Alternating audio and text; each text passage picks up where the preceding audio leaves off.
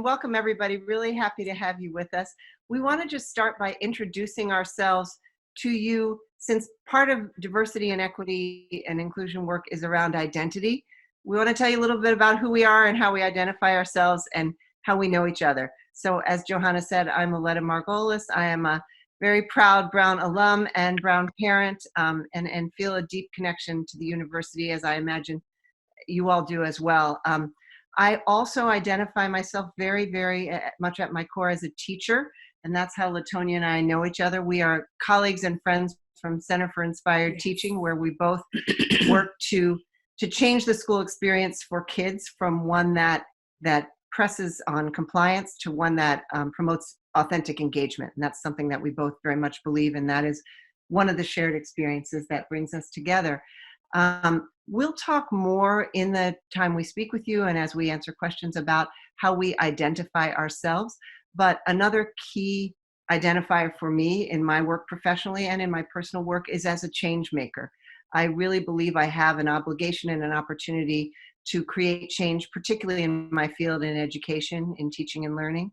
And that is really what has brought me to work in DEI, challenging myself to identify how I see people in the world, and also challenge myself to think about how that might need to change, and to learn from my friends and colleagues and all the people around me, and students as well. So a lot more on that as we move on. I'll turn it over to LaTonia. Sure. Good evening, everyone. My name is LaTonia Cokely. I apologize for any hoarseness or raspiness transitioning in the weather. I am faculty at Inspired Teaching, so I worked with Aleta a few years ago with the Center for Inspired Teaching, and I had not left, obviously, because it's such a wonderful organization. I'm also an entrepreneur, education consultant, and I also position myself as a lifelong learner, a change maker, and also an educator. And what brings me to DEI work is just related to my experiences within my own identities as a Black cisgendered woman in today's America, and what keeps me in the space of wanting to speak to and work within the realm of equity, diversity, and inclusion. It's just my need and want, and also my obligation and responsibility to help myself and others navigate what can be really intimidating, what can be tricky, what can be hard, and what can be really beautiful. So we want to start with some insights that we have to offer. And as we do, I want to reference the title of this webinar, which is the reflections of two lifelong learners, what we figured out so far. We really both take on the stance of learner, and we believe that is actually the most powerful stance that somebody can embrace in any kind of work, frankly. We also want to let you know that we have strong expertise in the field of teaching and learning.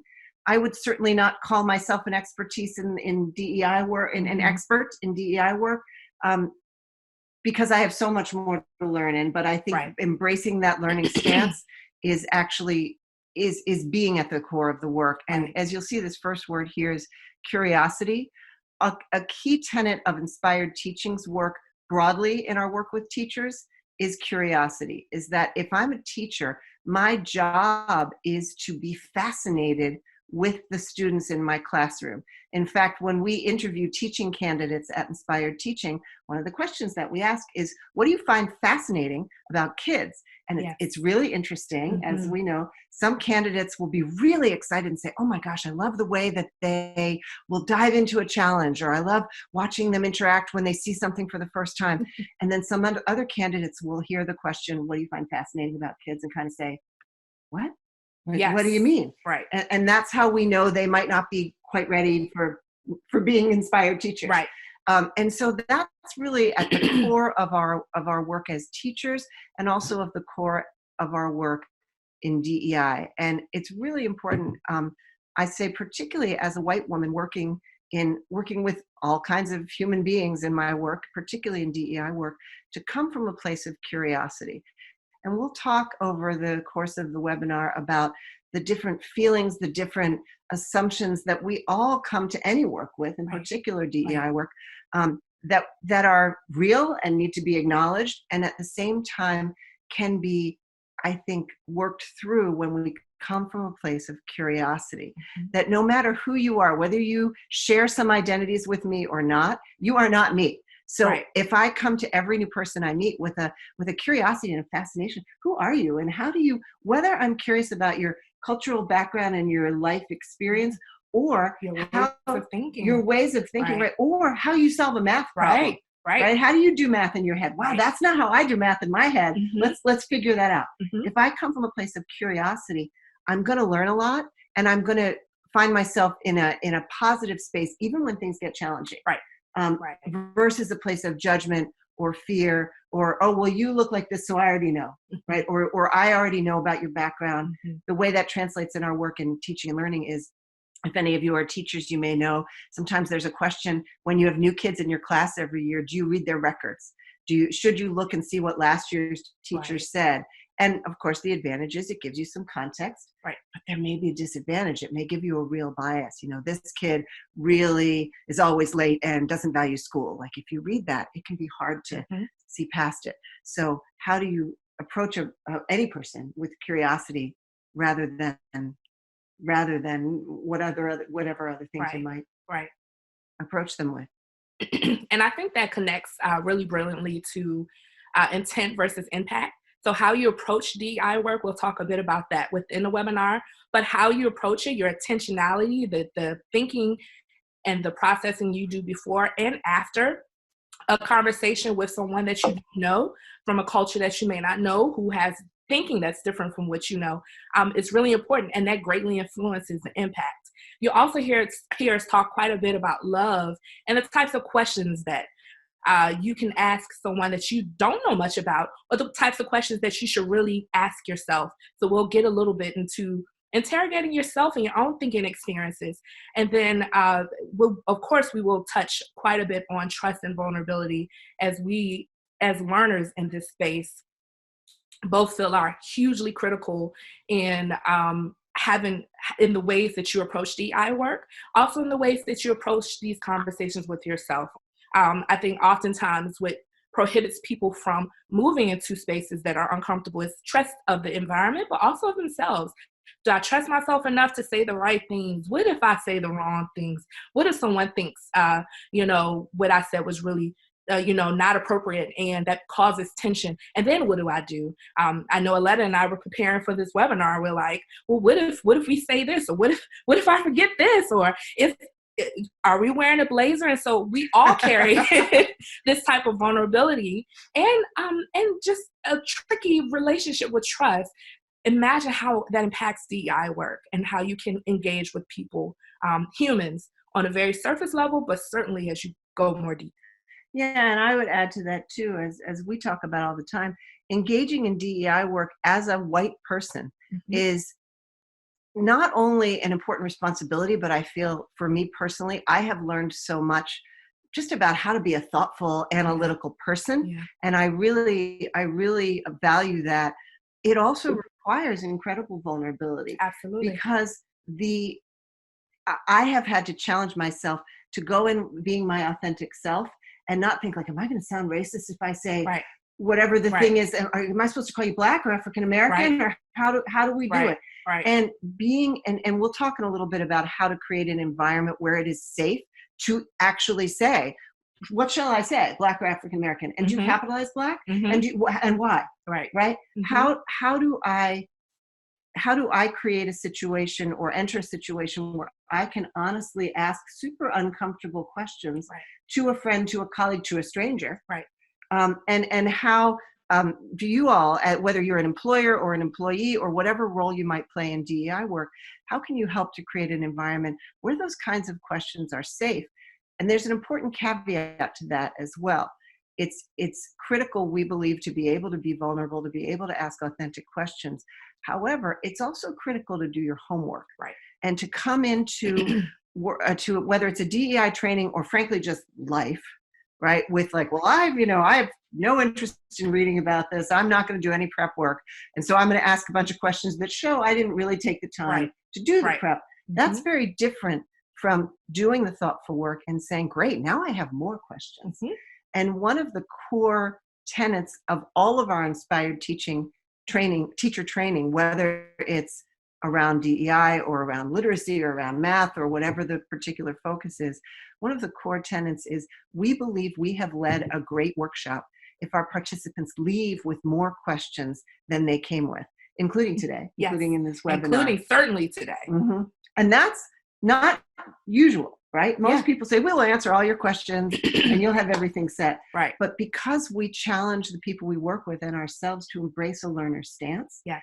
that necessarily means for every question, I'm going to get an answer and then 3 more questions. Right. And then 3 more answers and Absolutely. 9 more questions. So that's a really important piece of it. Another, we didn't put the word on this slide, but it's a critical component of our work.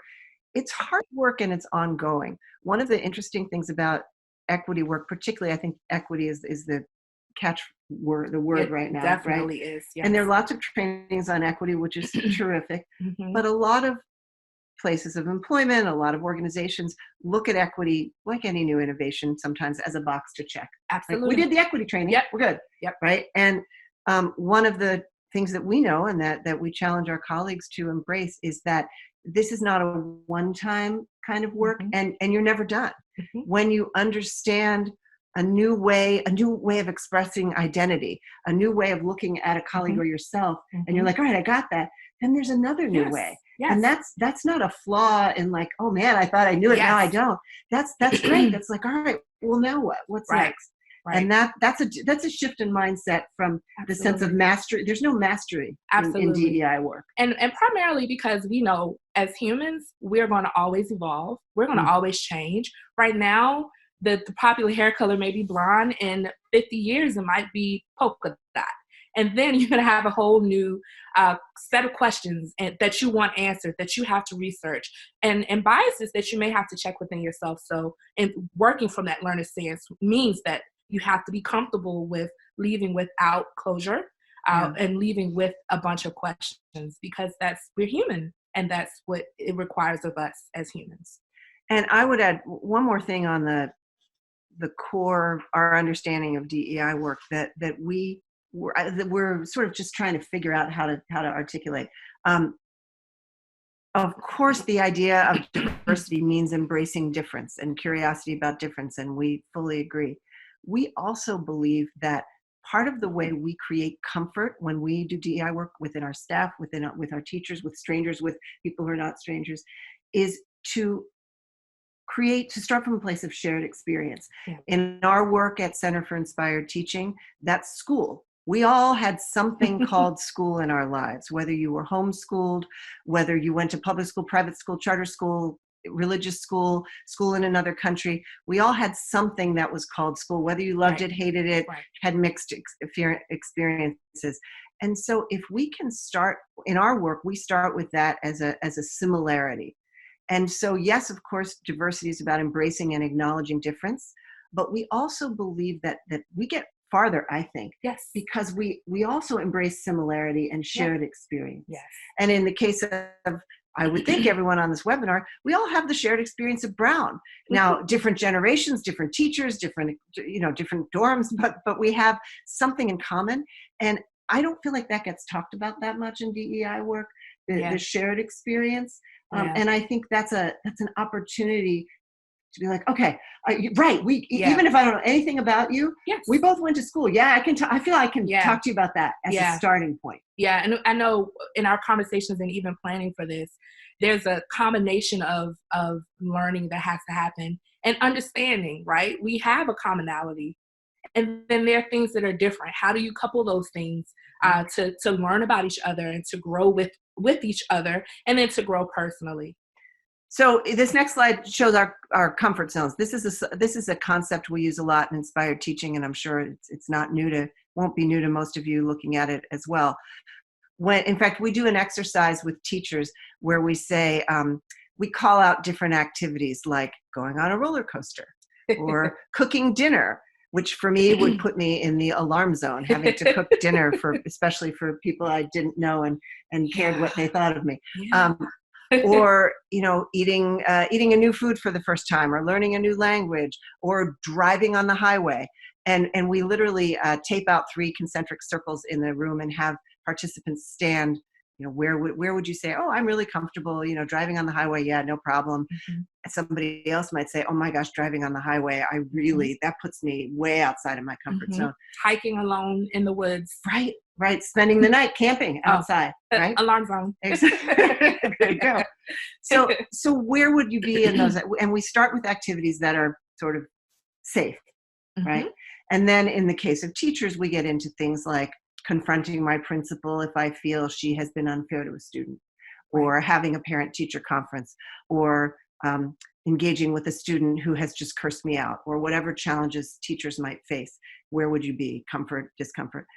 But our goal in sharing this graphic with you and with our teachers is that middle, that green zone here, the unknown, the discomfort zone, also can be called the learning zone. Absolutely. If I stay only in my, and how we connect this to DEI work, if I stay only in my comfort zone, which for some people may mean only hanging out with people who I identify with as being like me, whatever that means, right? If I hang out only there, like, great, that's really comfortable, that's really safe, but very little learning can happen. But if I chuck myself into the alarm zone, very little learning can happen there too. Absolutely. Right? So if I go to a DEI seminar and somebody attacks me for something I said, or somebody, really calls me out, or somebody tells me I have no business being there, I'm in my alarm zone. I'm going to shut down now, which for me would be skydiving, and for you might be camping outside. Yes. So the challenge is how do we get ourselves to enter DEI work in that unknown, that discomfort zone. Yeah. And that's not to be avoided. Sometimes we hear people saying, I want to make sure everyone's comfortable. And what I think that means is I want to make sure everyone's safe, which is for sure important. But safe means we have ground rules, means even if you disagree vehemently with someone, you follow certain protocols of naming that, and you question their comment, not the person, all the rules of just healthy rules of engagement. So you create that so there's a safety, but recognizing that being in my discomfort zone, being in the unknown is the goal. It's not to be avoided.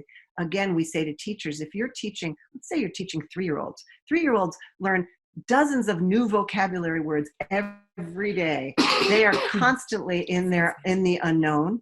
And we have an opportunity and obligation if we're going to teach them to check it out, go there with them. Yes. And so to adolescents, and so to all young people. Yeah. So how do we allow ourselves to be in that unknown and be okay there while we are doing DEI That's work? actually an interesting parallel, because when you look at kids, especially younger kids, they are always in the unknown and the discomfort zone. As we grow older, we get a lot more comfortable with where we are and a lot more hesitant to move beyond where we are, beyond our own understanding and knowing. I can equate this, I often equate the graphic that you see to, traveling. Some people like to travel within the United States. Some people might travel to another state. And then I have my best girlfriend who will travel by herself to a little city that I've never heard of. And she does it all alone for a couple of weeks. And for me, while that is my alarm zone, I don't feel safe. She does feel safe in that space. For me, it's much better to travel somewhere and maybe meet someone, maybe meet a tour guide, or I'm staying at a resort, so I have some type of grounding, right? And so we say all this to say that we acknowledge that you're going to find yourself within these 3 zones. Part of what we are hoping to, impress upon you today is that when you are in that unknown discomfort zone, there are a couple of things that you can do. One of those is do some learning yourself. Another thing that you can do is embrace that space and just understand that as humans, as we grow and change, this is going to happen. And to be patient with yourself and show yourself some grace. I think as a Black woman coming into the DEI work, what often makes me feel like I'm in the alarm zone is that I'm supposed to have the answers. I'm supposed to understand what equity is. I'm supposed to be able to tell you all these things about different cultures, when in a lot of spaces, we come in almost in a parallel position, right? I'm still learning, you're still learning. I don't know much about your culture, and I've had to learn about different cultures as well, as you have done as well. And I think there's an added nuance when we think about race relations and our own histories as people in the Americas. And so adding those layers can make it more difficult, but it is very necessary that we we are okay with the discomfort. And I would add to that, LaTonia, one of the questions that came in a little while ago for the webinar was, are we going to be addressing the LGBTQ community? Are we going to be addressing all kinds of difference? And the answer is, I hope we are doing it broadly, but each of us can only speak as who we are, right? So I am a cisgendered, white, straight woman. I can speak, but I'm a really good listener. Yes. And I have curiosity about all the people that I meet. And so we want, I think that critical point about each of us can speak for ourselves. Yes. But we are mindful of not, people will ask me like, well, what do the Jews think of X? Right? If you know anything about Jewish people, no two Jews agree on anything. I can tell you that. Right? But I can tell you what I think. And I can tell you how my Jewish identity informs my thinking, just as you can talk about how your identity as a Black woman informs your thinking. Absolutely. But that's who you are. Right. And so we want to be respectful of identities that we don't share and not claim to say what anybody else thinks or feels or needs. Mm-hmm. And we also know as educators, which we both feel very comfortable claiming expertise in, that a critical key to DEI work and to engagement with other people, frankly, is listening. And that's a word that gets overused, but I'll dig a little deeper. There's a wonderful quote, one of my favorite all-time people, Alan Alda, the actor, in his biography, which is called Never Have Your Dog Stuffed. He talks about fake listening versus real listening. And he says real listening means that you allow yourself to be changed by what the other person has to say. And that's something we always share with our teachers. Because when you're calling on kids to answer questions, sometimes it's like, great, okay, thanks, I got the answer, Mm-hmm. I got it. You're listening, but you're not really. You're not allowing yourself to truly be affected by what the young person has to say. Right. And that's very true in DEI work as well. So when I engage with people with identities, especially that are different from mine, I go out of my way to push myself to listen more deeply and allow myself to be changed, even if the change is to get to a place of not knowing. Yeah. Wow, I don't quite understand. I need to learn more. Right. It's not to have the answer. It's to go to the next level of wonder. Right. And we also are going to try to give you a little sneak peek into our learning process. So when it comes to LGBTQ issues, I'm the older sister to a brilliant member of the LGBTQ community. And so what we can talk about is how we approach that learning for us, maybe some questions that we ask, maybe some thinking that we do, just so you know that it's all a risk. This is all risk taking, and that these are risks that are needed for us to take and to grow better as a community, and that we are going to make some mistakes. Have I said some things or asked some questions that my sister says, LaTonia, I don't know about that? Absolutely. And there was learning in that mistake as well. There was learning in that risk-taking as well. And so, as LaTonia said, we have at the core of our model at Inspired Teaching is something we call the learner's cycle. And and you see it here, it's wonder, experiment, learn. And it's really that simple. What we believe is that in the case of our model, we're talking about students in the classroom. We want them constantly to be wondering, and the wonder might be, will this strategy work for multiplying fractions? Experiment. Let me try it. Learn. The answer didn't quite make sense. Okay. Well, now I have a new question. What if I tried a slightly different strategy? Let me try it. And you keep going. But that's the stance from which we enter DEI work. I wonder. I experiment. Experiment in this case means I ask a question, I listen, I challenge myself. LaTonia talked before about doing that self-interrogation. I said, what would happen if I allowed myself to really listen to you and really try to imagine what it might feel like to have lived the story you're telling. Right. That's an experiment. And then I learned something new. Then I have a new question. So that wonder, experiment, learn is really our core approach. And it comes from a desire to understand and to deepen my knowledge about those around me. Right. And that vulnerability, because to your point about risk taking, in order to enter into any kind of DEI work, I have to acknowledge that I don't know something. Yes. And that's not that a weakness, scary. right? Yes. But it's scary. It's not a weakness. It actually takes a lot of confidence to say, I don't know, right? And even when we have facilitated DEI work and our colleagues ask a question, we're able to say, you know what, that's a great question. I'm going to have to learn more. Right. Versus like, oh yes, well, I've got all the experts lined up here. And that stance has been really important as well. We're going to jump on to the next slide, our approach to DEI work. As we said, it's a lifelong process. One of the things that we work hard to do is to create, and this photo is from one of our teacher training workshops. So it looks a little different than you might imagine teacher training to look. We engage our participants 100% intellectually, emotionally, and physically, because we actually believe your body wasn't designed to carry your head around. It's part of your learning apparatus. Right. Even though we're both sitting here, which I think might be the longest we've ever sat still in our time of working together, but we had to fit on the screen to talk to you all.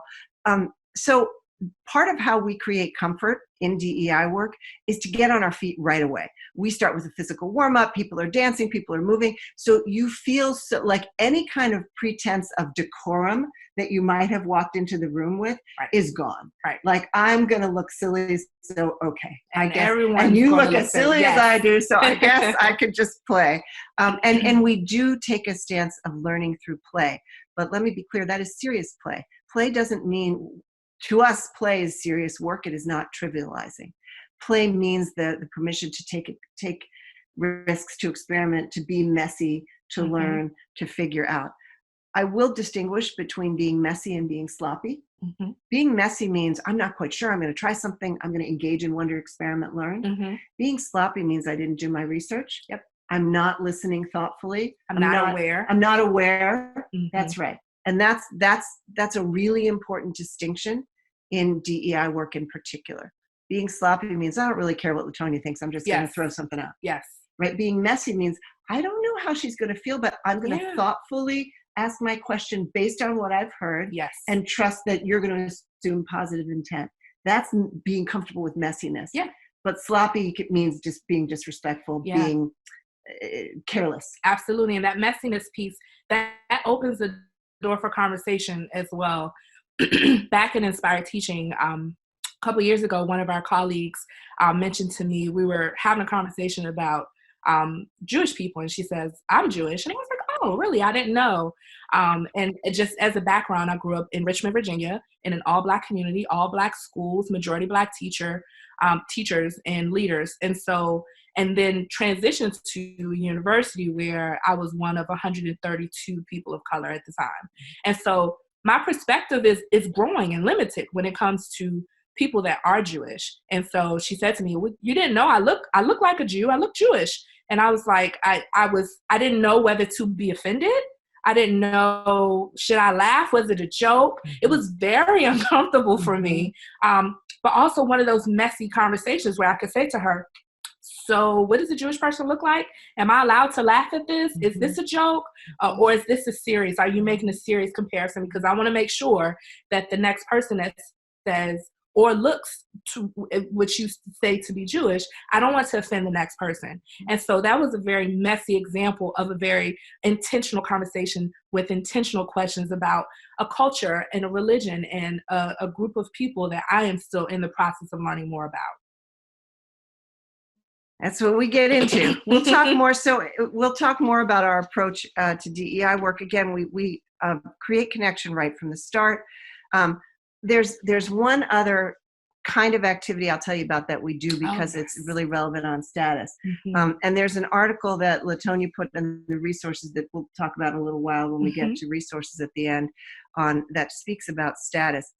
The understanding of status, and I'll speak, so Inspired Teaching's work is based first and foremost in improvisational theater, which is I was a theater arts major at Brown, concentrator at Brown, and I'm trained as an improvisational actor, and what I understand of improv is that an improvisational actor has a clear goal and then embraces multiple strategies of achieving it, embraces surprise, says yes and to whatever crazy thing is thrown at them. And that's what good teachers do. We're going to learn adverbs, But whatever crazy ideas the kids come up with or problems they are dealing with, I'm going to embrace those and incorporate them as I reach my goal. And so we do a lot of that work with our teachers.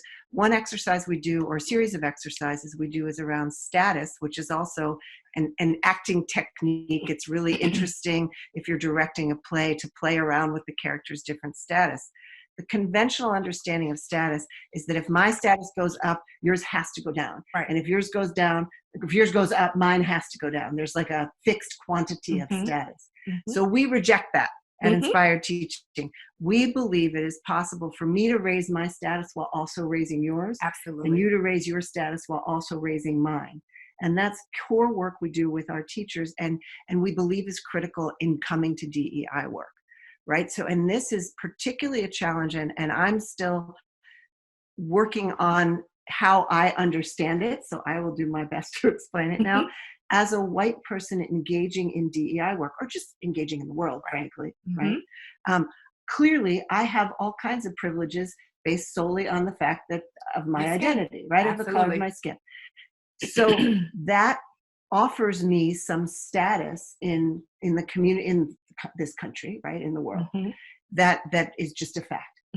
And at the same time, how do I engage in DEI work from a place of acknowledging my privilege, looking to change, to make changes so that privilege and status are equally shared, but for me, not from a place of guilt or self-anger or apology. Now, that's not to say, and this is important, I do believe that as a white person, I have a responsibility to understand the history of our country and the role that other people who look like me played in it. So I'm not saying, not my fault, I wasn't around. And at the same time, I believe, and this is personal, I don't know that people have their own version. I don't find in my life in general, I try to avoid guilt because it's not an actionable emotion. This is me as an actor. You have to have an emotion that leads to action, right? Like, what are you going to do? If I feel guilty, I'm going to get back in bed and do nothing, right? But if I feel angry, if I feel motivated, if I feel insistent, if I feel determined, if I feel passionate, then I can do something. Right. So how do I engage in DEI work from a place of acknowledging my unfair status advantage and also saying, I don't have to put myself down to raise you up.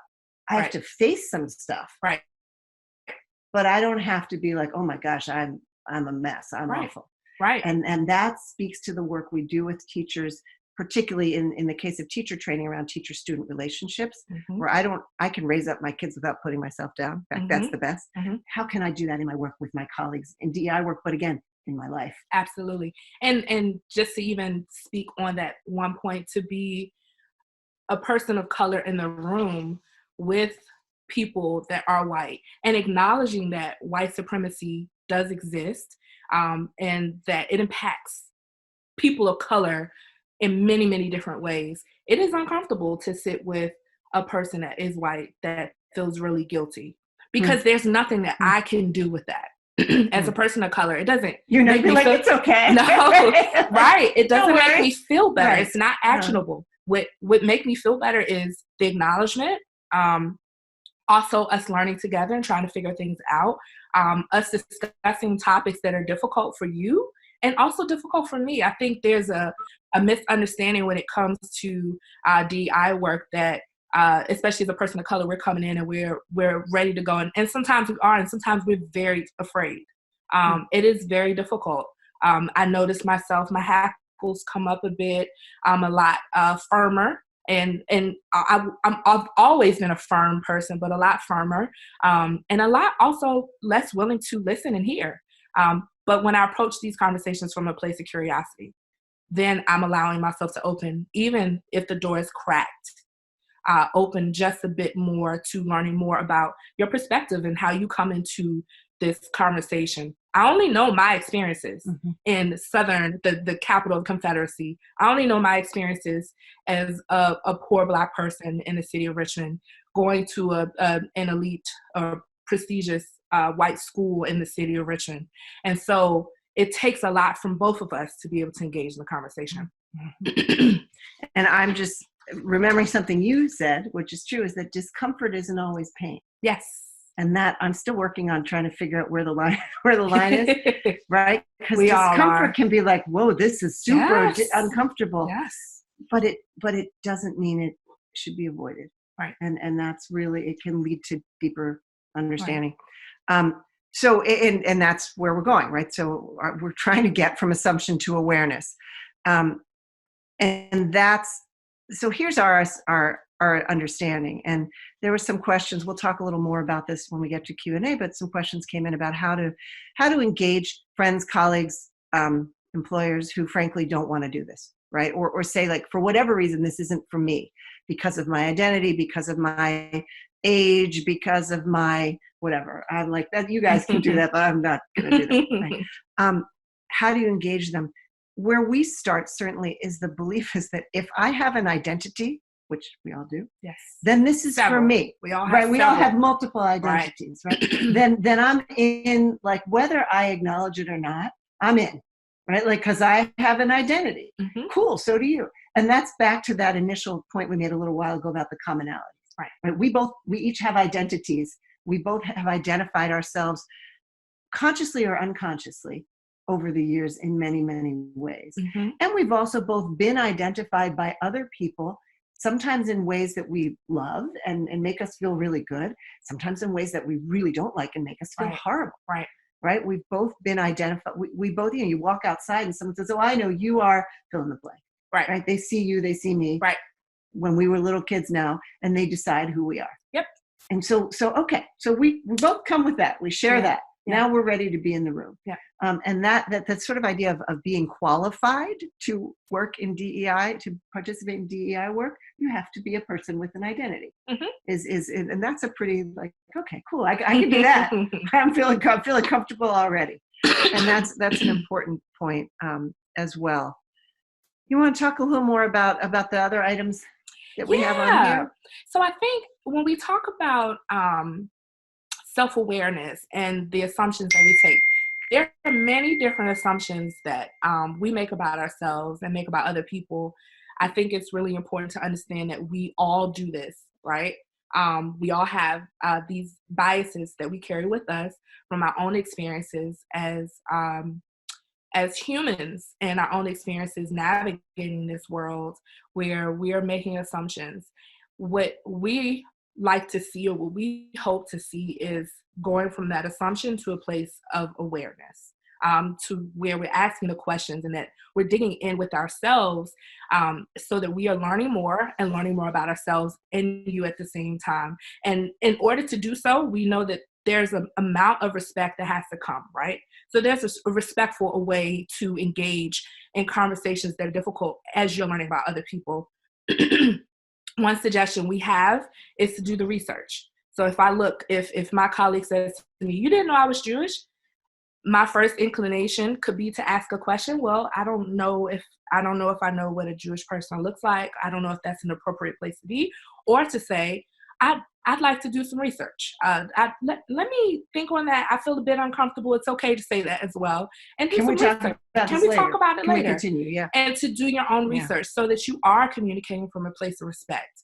I think the other piece is to avoid assumptions. So in that question, I don't look Jewish to you. That's a huge assumption that, one, I know what a Jewish person looks like. That sounds like a stereotype to me, because I wouldn't necessarily say that about a Black person. You don't know what Black people look like. You don't know about the Black experience. That's a hugely loaded question. Mm-hmm. But also, that's a part of her culture. Mm-hmm. She's very proud of her Jewish heritage. That's important to her. And so I don't want to assume that was a flippant comment. I also don't want to assume that I know the answer to that question. And then to reject the stereotypes that come with it. Mm-hmm. There are stereotypes that people carry about all people, including myself. And I think it's important to say that Aleta and I also know that we carry biases too. We all do. Mm-hmm. Not just one group of people mm-hmm. versus another. We all have biases, and those come from our experiences. The important work that happens internally is using those biases, knowing what they are. So as you come up to that space where you're like, oh, that's a bias I have. Oh, I realized that when that person walked past my car, I locked my car door. Mm-hmm. It may not have anything to do with race. It could also have something to do with race, and to be comfortable with that. It could just be that you're in a neighborhood by yourself. You could have just forgotten to lock your car doors. There are a lot of assumptions and stereotypes and biases that we take to those, take into those situations that we want to start to place those in the back, right? We want to reject those. Once we acknowledge those, oh, I noticed that I do this in this situation, we want to reject those, because moving forward, that grows your awareness. And that says to other people, I acknowledge that I have these biases. I am aware, and I'm not going to put those biases onto you in our relationship and our experience collectively. Or can I say, or I'm going to try not to. Try not to. Like, yeah. I might not be there yet. Yeah. Right. And that's a really important learning. There's Absolutely. such a pressure, I think, as a white woman who calls myself a progressive, to be like, I have no biases. I've got it all worked out. I used to think I was supposed to be there. Mm-hmm. And I now realize where I believe I should be is in that wonder, experiment, learn. Yeah. Like always saying like, okay, I think I worked through this bias. I wonder what other bias I might have. Right. Like I got to keep checking it out. Versus I've got, they're all taken care of. Right. And I think that's part of my own learning and maturing as in my work. You're making me think of one of our favorite activities of inspired teaching called True is Relative. Oh, yes. And in this activity, we examine statements, and they can be as benign as today is Tuesday. Right? Yes. Today is Tuesday, or I have 10 fingers. They can be really benign statements. And then we challenge participants to write down some statements that are true, and then to write down the opposite. So today is not Tuesday. I do not have 10 fingers. Mm-hmm. And see how they can shift the context to make the opposite also true. 2 + 2 is not 4. I'll leave you all to that as your homework from the webinar. But that applies to this work. So I would say, LaTonia and I know each other very well. We are intimately acquainted, and LaTonia and I do not know each other very well. Mm-hmm. There's so much we do not know about each other. Absolutely. Both are true at the same time. Yes. And it doesn't have to be either I know you well or I don't, which is it. They can both be true. And recognizing that those truths can coexist is at the core of DEI work. And also, I am proud of the work I've done to challenge my biases, and I am not finished. I am not finished doing that work. I have not challenged my biases sufficiently. Both are true. Yes. Right. And so that's being comfortable in that dichotomy is again back to, if you think about that slide with the concentric circles, that's being in the learning zone. That's being in the unknown. That's like, I figured something out, and boy, there's a lot I haven't figured out yet. Absolutely. So we're going to wrap up soon, and we see lots of questions that you all have, but we want to talk to you about, LaTonia's going to share one of her favorite quotes that guides her in her work. Absolutely. So I'm sorry, I'm continuing to clear my throat. When I was a little girl, my mother, who is deceased, she would take my sister and I to see Sweet Honey in the Rock. And if you're interested in the a cappella groups, this group was huge in the 70s and 80s, and also a huge part of anti-racist work. And Dr. Bernice Reagan Johnson, who was a member of this, I think it was a group of 4 Black women, talked a bit about what it means to be in a with. So the quote is, "You cannot do it by yourself, but you should not worry too much, because there is no way you can move without help on your dreams. Because almost always in your dreams is being in a with." And when we talk about our collective approach, but also our individual approach to DEI work, this quote has been really pivotal in how I look at this. So I'll start, a bit with my own background. I've been in the city of Richmond and called a nigger several times to my face. Those experiences are real for me. I think acknowledging that those things do exist, but also that I do want to be in a with my community. I do want to learn and grow with different types of people. It is important for me to know what different cultures and what different groups of people and how they think and how they move. That inherent curiosity I take with me, and I've always had it. When we think about anti-racist work, when we think about DEI work, at the end of all of that should be the word with. how can we create an atmosphere where we're learning together with others? How can we create an atmosphere where we're thriving with others, that we're making mistakes with others, that we're curious with others, that we're exploring different topics with others? And I think this also eliminates the need to be an expert at something. You know, one of my good friends does amazing work, and she often talks about equity not being a buzzword. It isn't. It isn't a thing that you can check off and say, I'm done with that. Because once you know one thing, you're going to have to learn more. And digging deeper requires that you have the mindset of being in a with. And so I felt really compelled to share not only this quote, but the work of Sweet Honey in the Rock. This may be a group that you want to look up on YouTube, or buy a record, or look for books or other pieces of their work in anti-racist work in the civil rights movement. So we have the next few slides talk about resources, and we just want to say this is a very much a partial list. These are some resources we have used in our work.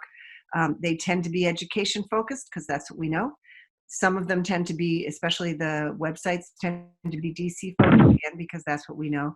But we wanted to offer you some resources to start the conversation. If you have others to add, send it to Johanna or put them in the comments. We'd love to share them beyond. And I know from Johanna, we have some questions, and we would be happy to do our best to answer them, or to turn them into more questions, as the case may be. Sure. Wonderful job, ladies. Thank you so much for preparing this presentation and for helping us to be inspired to continue to be lifelong learners, particularly in this space around bias and DEI work. It's imperative, and it's great to know that we have a great community that is open to continuing to learn and to be open and in creating these sort of spaces. So I thank you both. Aleta, so one question that has come through is around mentorship. And so I thought it would be appropriate for you, as a seasoned mentor in the Launchpad, what advice do you have for mentors to kind of check their bias and others when they're working with students, particularly around families and different cultures, so that they're not like being prescriptive with what they're telling the student, and that they're trying to be respectful of what the student's situation is and what his or her family culture might be, but then also like how to handle their power and their privilege in the space that they're coming from in terms of mentorship. I think primarily I would say listen louder than you talk and ask more questions than you answer, which again is something we say to our teachers. And that seems counterintuitive. Well, I'm the mentor. I'm supposed to like tell you stuff. And yes, of course, share your knowledge, share your experience, share your wisdom, which you certainly have, but also know that you have something to learn from your mentee. And I people ask me why I've mentored, I think, every year since the beginning of the Launchpad. And people say, why do you do it? And I do it because it's so interesting.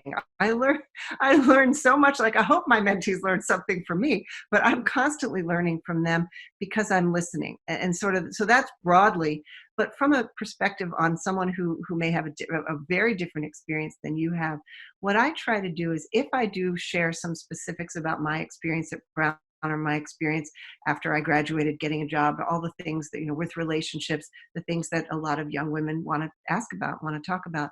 I make a point of checking myself and then of saying it out loud to say, look, I'm happy to share my experience, but keep in mind, I graduated 30 years ago. I am one person. I can share my experience. You might be able to glean something from it, but yours is not going to be the same. So that's one thing, it's kind of obvious, but it's worth saying out loud. And then another is, to say the answer is to how do I check my assumptions is check your assumptions, but it kind of is. It's just, as LaTonia talks about, really being acutely aware of, if I said something like, I don't know, let's say that when I was in campus, I went out with my friends to a fancy restaurant every Saturday, which I did not, but let's say I had, right? How do I think to myself, I want, before I say to my mentee, well, when you go out every Saturday night, here's what you should do. How do I constantly ask myself, I wonder if that experience that I had is common to everyone, right? And if you just take a moment to think, you can probably say, well, maybe not. Like, whereas if I say, I don't know, when I walked through the Van Wickle gates at commencement, okay, that's a fair assumption that everybody did that, assuming, I guess you can't assume everyone, but you can say, did you attend commencement, right? What is it fair to assume was shared? And what might you have to wonder about? And then you just ask. I would rather ask an obvious question, like, I don't know, did you hang out at the Blue Room, right? Which of course they're going to say yes, right? But I'd rather risk asking a question that's obvious than making an assumption. And I think that's appreciated by the students. Mm-hmm. So that's one piece. The other piece, yes, of course, many of us have privilege because of our socioeconomic status, because of our race, because of our location where we live, geography, because of our education as a Brown grad. But our mentees have so much to offer us. And I don't mean that in a patronizing way, not just like, oh, you young people, go ahead and give me your opinion. But there's so much, as the mother of a hopefully graduating senior at Brown, like she teaches me, she keeps me honest all the time. She knows so much that I don't know. And so does the young woman I'm mentoring this year and the young women I've mentored in past years. That's not me being nice. Mm-hmm. That's just a fact. So sort of acknowledging and being, I would say, being greedy. Like, I want them to teach me. If I'm going to spend my time mentoring you, you're going to teach me something. I think that's a perfectly fair deal. And I also think it's a good message to a young person that you have something to teach a 52-year-old. So I think there's an authenticity in that for me is at the core of the mentoring relationship. And you mentor plenty. What would you add to that? I think everything you said was really poignant. I think I would add to that it's just to be okay with the mistakes that you may make. Mm-hmm. You may say something that, your mentee is like, what? I've never had that experience. What? Right. You made that assumption about me, and apologize and be okay with that. Yeah. And say that you're still learning and that there are things that you don't know. I think with a lot of the mentees that I have worked with, it feels really good to know that your mentor also does not know. It feels really good to know, true. Oh, she doesn't have the answer to that. Mm-hmm. Neither do I. And then we can figure it out together. But if you aren't comfortable and vulnerable in that relationship, not only does it limit the amount of trust that you do have with your mentee, but also limits the amount of learning. Yeah, that's true. Mm-hmm. Thank you, ladies. So then also when LaTonia, I'm going to give you this one to try to kick off. So sure. When we're in our work worlds, and particularly working with people who are higher up or some of our decision makers at work, if we're not seeing that there is a culture for looking at bias and growing together around DEI as a culture within our workspace, because we talked a lot about how to take care of it as educators, how to take care of it within ourselves and also within relationships, but when you're looking at something systemic as like your work culture, what do you recommend with talking to decision makers? Right. I think there are a couple of different things that come to mind. One is just acknowledging that it needs to happen, that the conversation needs to happen. And it may be just within yourself. You're like, I noticed these things are happening. These are things that I'm going to jot down and I want to think about and reflect on.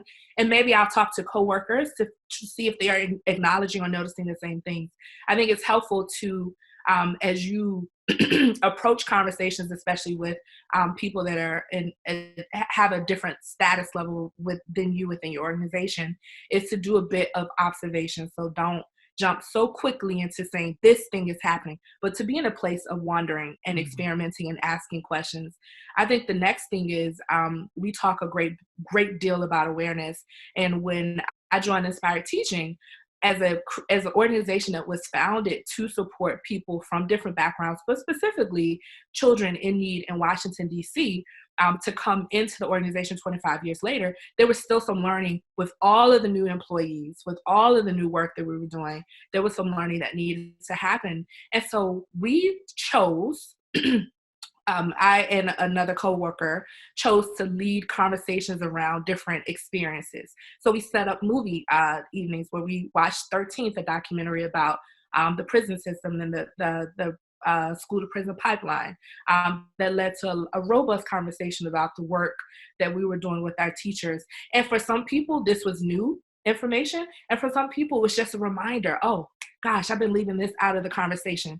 Sometimes people need a huge awakening, and sometimes people just need to be reminded that these things exist. We also listened to podcasts together. We read books. We read articles. Even as it could be as simple as, hey, so-and-so, I found this article was really interesting. I would love to come in 10 minutes. Maybe we can chat about this article together. Just to bring some type of awareness to the situation. And then also, it might require a conversation with someone in leadership that is open to, even if the door is slightly open, starting the conversation about what you see and what you notice, and then also your experiences. I think the biggest takeaway from this for me is that DEI work isn't a quick turnaround, right? So when I say we engaged in building awareness, we were watching movies and listening to podcasts and reading articles as practicing educators in Washington, D.C. We did this for an entire year. And so we had a foundation in equity and inclusion, but we did this for an entire year. And I think it's really critical to know that there isn't going to be a quick turnaround, and to accept that and to be committed to moving in some way. And LaTonia, you made me think of two things I want to add to that. One is, so as the boss, right? And as a white woman, if a colleague comes to me and says, I'd like to engage in this, great. If a colleague comes to me in what feels like, you got this all wrong and this place is a mess and we need to do DEI work. I mean, I would push myself to do it anyway, but I can imagine many employers being like, no way. Right. So that's one thing to keep in mind if you would approach your employer. Even if there's a real problem, try to come from an asset-based place so that they don't shut down. Another point is, to the point you made, that you and a colleague ran it, right? It doesn't have to be the boss ran it. And that's something I think sometimes as the person in charge, you're like, well, I don't know how to do that, so we're not doing it. So how can you make it safe, and how can you make it possible for the person to engage without having to be in charge? And the third thing I'm picturing with the movies, we have a colleague who loves to make and burn microwave popcorn on a regular basis. And those movies, like, they were super serious, powerful, sometimes hard to watch movies.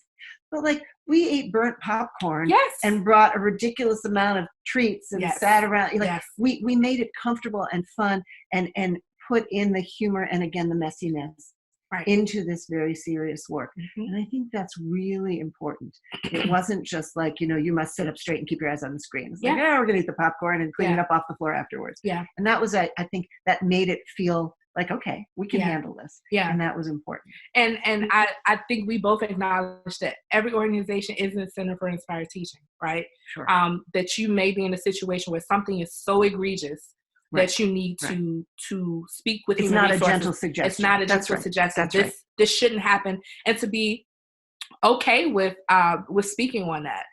This summer, I was employed in a position I really wanted with a really nice equity organization. And then upon joining the organization, there were some things that I thought were really inequitable, that were really difficult for me to process, that led to me having several conversations with people about some of the things that I was noticing from a place of curiosity and empathy. I wonder why this is happening. Or I noticed that when there's a challenging conversation, so-and-so may speak this way and then others may speak this way. And so when I did have those conversations, they came from a place of observation, not criticism. Not accusation. Yeah. And sometimes you do have to go in and say, this is happening and this is wrong. In most cases, I'm not sure that that's the case. Okay. And so in that situation, it was much easier for me to approach it from a place of question and curiosity and observation, because that allowed us to have a conversation about what was going on. Awesome. Thank you so much, ladies. This has just been so incredible. We're just at time right now. And so just in closing, I want to give those slides for the references one more time, we've listed Aleta's email account, and we've also listed LaTonia's email address. Do you want to just speak very, very briefly about the references and resources that you've listed on this slide, and then I'll move to the next slide so people can understand? Sure. There's one that I'll speak to. It's 1, 2, 3, number 4 down. It's a PDF called White Supremacy Culture. And I think it's important that as we talk about white supremacy culture and ideology, that we talk about it as a philosophy, as a culture, and not as a person. Right? White supremacy isn't a person. It's a thing that's happened in our culture because of our history in America, right? And so when we think about dismantling racism, in this particular article, which I found really interesting, was that they call out certain things that are a large part of white supremacy culture, which some may say, no, I don't know if that's white supremacist culture, and that's okay. And then some may say, yeah, I could see that as a thing. And one of the things they talk about is perfectionism, and how certain cultures see it one way and certain cultures see it a different way. But what's really cool about this article is beneath each of those different aspects of supremacy culture, they give you an antidote, questions you might ask, things that you might do. And so as you approach and delve into these resources, this one's really cool. It helps you, it gives you an answer. From the answers we can't, the solutions that we may not have for you because we're still in this learning together. But some things that you can try out as you engage in your own learning. And you also made the observation when you shared the article with me that if we were in a country in Africa, these could exist in a Black-centric culture, but it's about power. Yes. Who has the power? Yes. Or a male-centric culture. Not necessarily, but in where we are, it happens to be in a white-centric culture. Absolutely. And that's a really interesting lens through which to look at that article. Mm-hmm. Is there anything else on this particular slide that you want to call attention to? Just check them out. Yeah, check them out. I love Sacha Baron Cohen's acceptance speech at the ADL.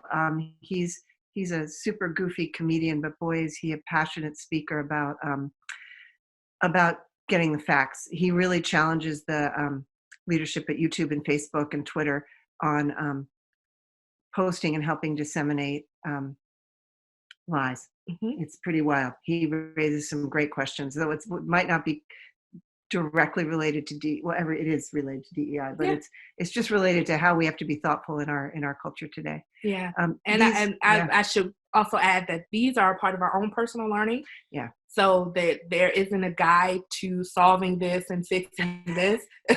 This is when we have that, we'll share that. Right, and we'll be billionaires. Right, exactly. But these are the resources we use to help ourselves engage. On the next page, these are organizations that we know and love, so check them out. I will just put in a plug for Walk With Me. If you just Google it, if you just look it up on Amazon, you should be able to find it. It's about a little over an hour.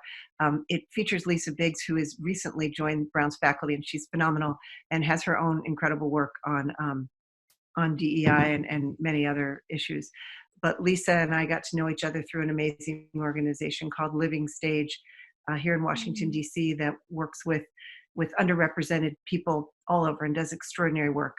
They don't exist anymore in that form, but their work is carried on, including in inspired teaching. Mm-hmm. And it's a beautiful piece made a number of years ago, but really, really resonant. And if you want something that will challenge you and also uplift you, I would encourage you to watch it. Yeah.